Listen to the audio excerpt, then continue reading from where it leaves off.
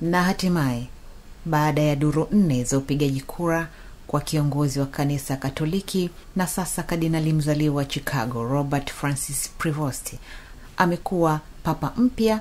Alichagua jina la Papa Leo wa 14. Alipatikana ndani ya saa 24 za mkutano wa baraza la makardinali katika kanisa la Sistine. Anakuwa papa wa kwanza katika historia kutoka Marekani. Baada ya kuchaguliwa, alijitokeza hadharani kwa mara ya kwanza kwenye roshani ya kanisa la Mtakatifu Petro mwendo wa saa 1:13 jioni saa za Rome. Alishangiliwa kwa vifijo na zaidi ya watu 100,000 waliokuwa wakisubiri kwa hamu. Alihutubia kwa Kiitaliano na mnukuu, "Ndugu wapendwa, hizi ni salamu yangu ya kwanza ya Kristo aliyefufuka, mchungaji mwema aliyetoa maisha yake kwa ajili ya kondoo wa Mungu. Nami pia ningependa salamu hii ya amani iingie mioyoni mwenu na izifikie familia zenu, watu wote popote walipo, mataifa yote dunia nzima. Amani iwe nanyi." Mwisho wa kunukuu. Papa Leo wa 14 awali alihudumu katika makao makuu ya kanisa mjini Vatican akiongoza wizara inayosimamia maaskofu kote ulimwenguni.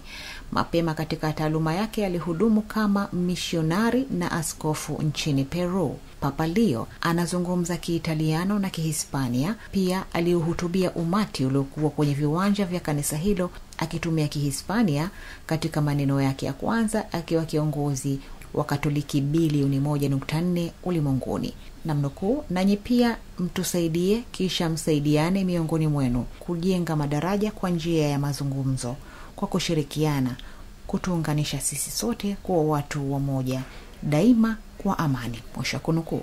Leo 14 anakuwa papa 267 katika historia ya miaka 2000 ya kanisa Katoliki. Papa Leo 14 anapatikana baada ya mkutano wa siri wa makardinali wenye dhamana ya kupiga na kupigiwa kura uliofanyika Mei 7 kujumuisha makardinali 135 kutoka maeneo mbalimbali duniani.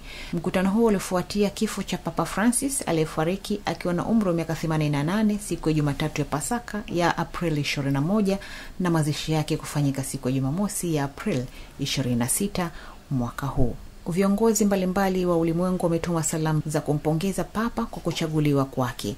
Miongoni mwa waliokuwa wa kwanza kumpongeza papa mpya ni rais wa Marekani Donald Trump, aliyesema ni heshima kwa taifa la Marekani kumpata papa wa kwanza Marekani. Kansela wa Ujerumani Friedrich Merz ambaye ni Mkatoliki alisema watu nchini Ujerumani wanautizama uongozi mpya wa papa kwa imani na matarajio chanya. Wengine waliompongeza ni waziri mkuu wa Italia Giorgia Meloni, rais wa halmashauri kuu ya Ulaya Ursula von der Leyen, rais wa Ukraine Volodymyr Zelensky, rais wa Urusi Vladimir Putin na rais wa Jamhuri ya Muungano wa Tanzania Dr. Samia Suluhu Hassan, ambaye kupitia ukurasa wake wa Instagram ameandika nukuu, "Pongezi za dhati kwa Kardinali Robert Francis Prevost, Papa Leo wa 14 kwa kuchaguliwa kuwa kiongozi wa kanisa Katoliki duniani. Kwa niaba ya serikali na wananchi wa Jamhuri ya Muungano wa Tanzania, ninakutakia kila laheri katika utumishi wako kwa kanisa na dunia kwa ujumla. Mwenyezi Mungu akusimamie na kukuongoza." Mwisho wa kunukuu. Hayo ni maneno kupitia kurasa wake wa Instagram wa Rais Samia Suluhu Hassan. Mtazamaji, usisahau kulike, comment na kusubscribe channel yetu ili kuwa kwanza kupata taarifa zetu. Hadi wakati mwingine, mimi ni Zainab Mtima.